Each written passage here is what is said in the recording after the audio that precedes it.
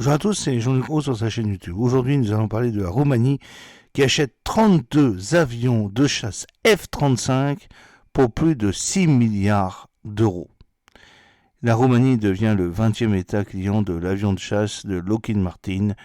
Le département d'État avait donné son feu vert à cette vente en septembre dernier.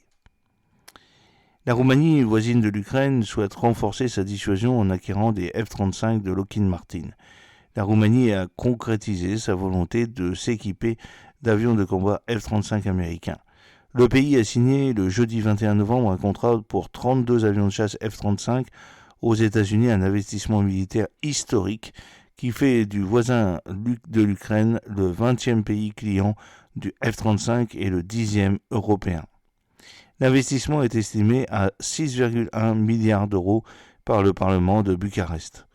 Cette acquisition va considérablement renforcer nos capacités de défense, a déclaré le Premier ministre Marcel Ciolacu lors d'une cérémonie de signature à Bucarest en insistant sur le besoin aigu de moyens de dissuasion solides tant au niveau de l'Alliance Atlantique qu'au niveau national.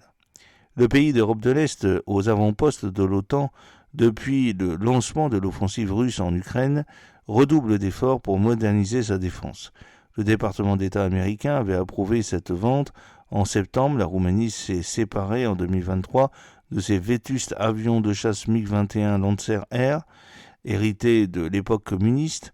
Ils ont été remplacés par des F-16 américains d'occasion achetés au Portugal et à la Norvège dans l'attente des F-35 qui devraient rentrer en service à partir de 2030. 650 km de frontière avec l'Ukraine. Après la Pologne, la Finlande et l'Allemagne ces dernières années, la Roumanie devient le 20e membre de l'Alliance mondiale F-35. C'est félicité dans un communiqué le fabricant américain Lockheed Martin. Plus d'1 millier d'appareils sont en opération dans le monde, selon le groupe, répartis sur 33 bases, les appareils n'étant toutefois pas encore en service dans une dizaine de pays hors États-Unis. Vu dès l'origine comme un produit d'exportation destiné à assurer la domination de Washington sur le marché des avions de combat, l'appareil est présenté comme une merveille technologique et polyvalente. Mais sa mise au point a souffert de sa complexité, notamment pour la conception des programmes informatiques et l'intégration des différents systèmes.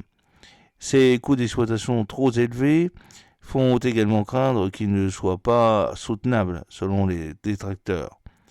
Avec l'achat de ces avions de pointe, la Roumanie veut montrer sa volonté pour assurer davantage de responsabilité dans l'éventualité où la guerre déborde les frontières de l'Ukraine.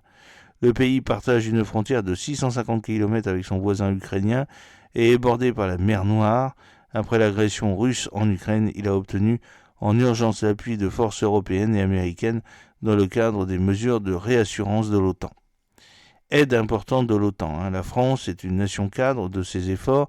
Plus de 5000 soldats de l'OTAN sont déployés sur le sol roumain, dont un petit millier de Français, soit le plus gros contingent de forces de l'Alliance Atlantique sur le flanc sud-est de l'Europe. Les Alliés ont aussi installé un pôle régional d'entraînement de pilotes de F-16 pour entraîner les pilotes roumains et ukrainiens. La Roumanie déclare vouloir porter son budget de défense à 2,5% du produit intérieur brut contre 1,6% l'an dernier. Malheureusement pour l'Europe, son achat témoigne une nouvelle fois de l'absence d'envie des pays de l'Est pour l'industrie de défense européenne et de leur peu d'intérêt pour le concept d'autonomie stratégique défendu par la France. Pour se payer ces F-35, la Roumanie a ainsi renoncé à moderniser sa flotte militaire, annulant un contrat pour de nouvelles frégates avec Naval Group, tandis que son projet pour s'équiper de sous-marins Skorpen semble aussi sur le mode pause. Trouvez l'erreur, je pense que les États-Unis sont derrière tout cela. Voilà, j'espère que cette petite vidéo vous a plu. N'oubliez pas de cliquer sur le pouce pour la promouvoir, de vous abonner si ce n'est pas encore fait, de partager cette vidéo sur vos réseaux sociaux. A très bientôt, fidèlement, Jean-Luc Roux.